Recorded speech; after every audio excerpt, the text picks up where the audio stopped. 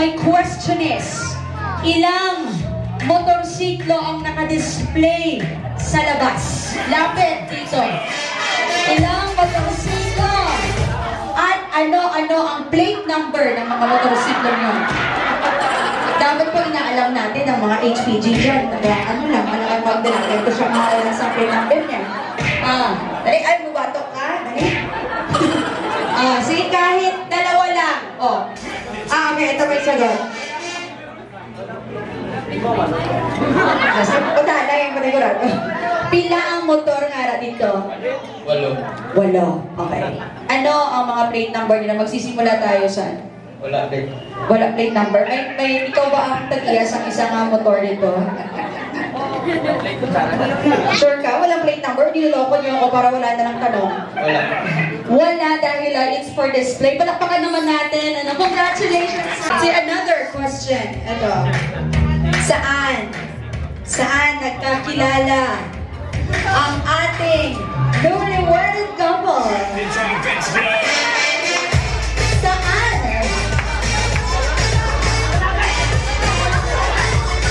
Ito po, tumatakbo po yung Shein ang damit. Sayang. Nakapag-order pa. Buti ito, my time. At tagal kasi ng Shein, dumating meaning to say a month before your wedding, nag-order na ito. Ang ganda-ganda. Lapit ka dito, ma'am. Okay.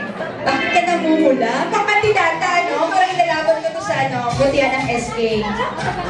What's your name? Erica. Erica. Yes, Erica. Kaibigan mo? Yes po, si RJ. Si RJ. Alright. Sige, eto. Hindi kita tatanungin sa motor, kasi pang lalaki yun. Ang tanong ko ay, saan sila nagkakilala? Si Giflin, nag-board ila RJ. Tapos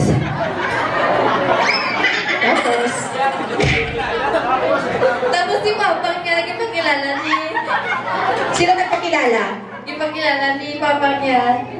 Kaya nangaligawan si Giflin. Verbally ang anak sa likod si Djdandan. Okay. Tama po ba? Tama? Ito mga tatay talaga, si Papang talaga, pakilala. Pero hindi niya inakala. Congratulations! Ang iyong pinawadas para tasting. Ugali mo'y nakakasting. Kung ikaw ang magdadala sa isang lalaki sa isang lugar, saan mo siya dadalhin? Sa NCCC ba? Hindi. Saan? Chief. Ba't doon na-chipat siya sa NCCC? Uy, nakulong sa tagiyar sa NCCC. Kapalo ka NCCC, magandang pinakadako sa takurong. Ay, hindi na sa takurong ngayon. Sige, Marvel ka na puyo. Tin mo siya dalon. Hindi na sa Pilipinas. Ah. Sa Japan pa. Sa Japan. Okay, dahil naisip mo sa Japan, saan exactly sa Japan? Tokyo. Sa? Sa Tokyo. Sa Tokyo. Saan banda sa Tokyo yan? Basta sa Tokyo. Thank you so much ka. How old are you? 14. Okay, next. 14. My girlfriend. Alay. Talaga? Anong edad ng girlfriend mo? Same. Classmate niya rin. Paano pag-recess? Paano yan? Sabay kayo kumakain? Sabi niya, ay ma'am, hindi lang sabay. Alas 7 pa lang ma'am, sabi ko sa hot cake. Paki-reserve na yung hot cake dyan, tapos sa popcorn tsaka juice. Diretso na yan. Ganun ba? Ganun ka ba? Paano mo siya niligawan? Paano mo siya niligawan? Dito ba si mama? Mama, 14 pa lang to. Binabantayan mo ba kumili ng sobrang taon? Alam mo na. Thank you so much, kuya. Okay lang yan. My girlfriend? Wala. Hindi ko pala naiingit doon sa 14 years old na my girlfriend binibilhan niya daw ng popcorn tsaka sa kantin. Kasi ka na-eskwila ko. Kilala mo ba siya, sir? Oo. Ikaw, may mga paano mo siya nakilala? Dati isa namin ka-school. Oh my God! Oh my God! Oh my God! This is really happening! Imagine, noon, mga panahon, ay nagkakasalubungan. Pero pinapansin ko ba siya noon? Hindi. Barkada kami dati. Dati. Pero ngayon, Kakilala lang. Kinon, barkada dati kakilala. Okay, sir. Eto wala namang halong may girlfriend? Meron. Tapos na, okay, next. Bakit di mo sinabi? Pinatarong mo ba ako? Okay, saan yung girlfriend ba? Nasa likod? Wala. Hindi ko sinama. So, wala kang girlfriend. Okay, sir. Kung babalik tayo sa panahon na nakakasalubong mo to sa paaralan, saan mo siya aayain kumain? Sa kantin. Hindi talaga siya nag-isip na kanina sa kanina. Kantin, bakit? Okay. Anong pabenta sa kantin ang bibilihin mo para sa kanya? Tagdedress na, na bibo. Sige na. Estudyante, wala kang budget. Hindi na rin. Thank you so much. Kung gano'n, no? Dito ka address ka. Tapos yung naka-black. Sir, naka-girlfriend ka na ba? Ha?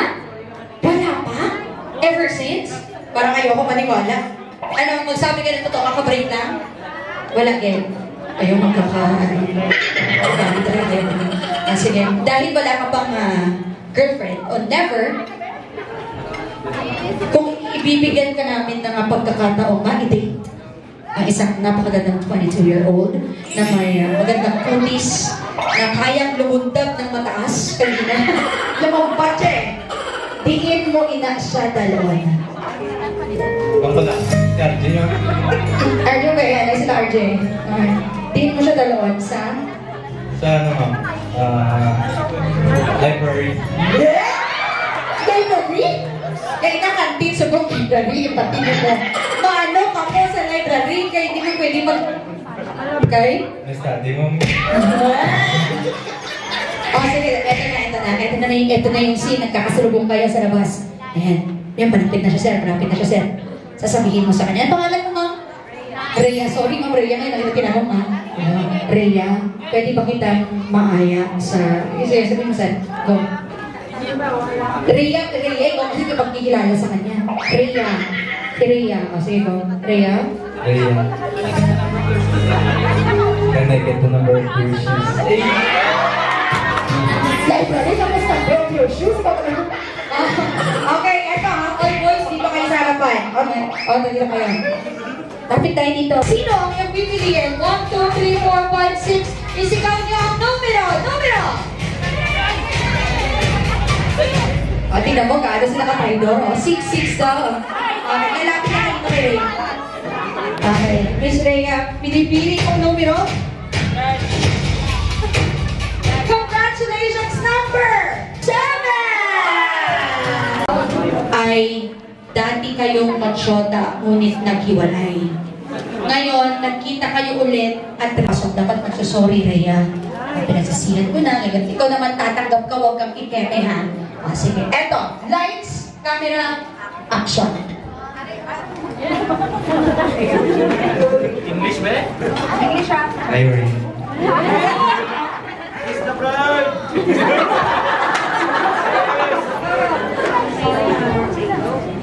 Sorry, man. It's my fault.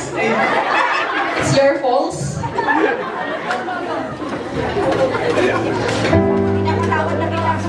So I forgive you for what you've done to me. It's been a long time, and now since you're sincere, so I'm willing to give you another chance.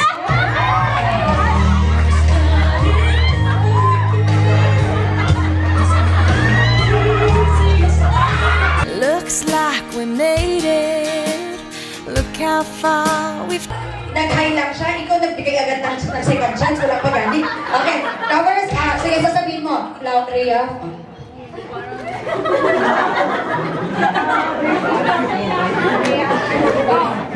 Brilliant. Flowers for you. Thank you. At of course, gagayahin nila isang gagawin ng couple. Gawas na. Nagawas na. Okay! Kasi papatunayan mo na hindi lang swan at bulaklak ang kaya mong bigay.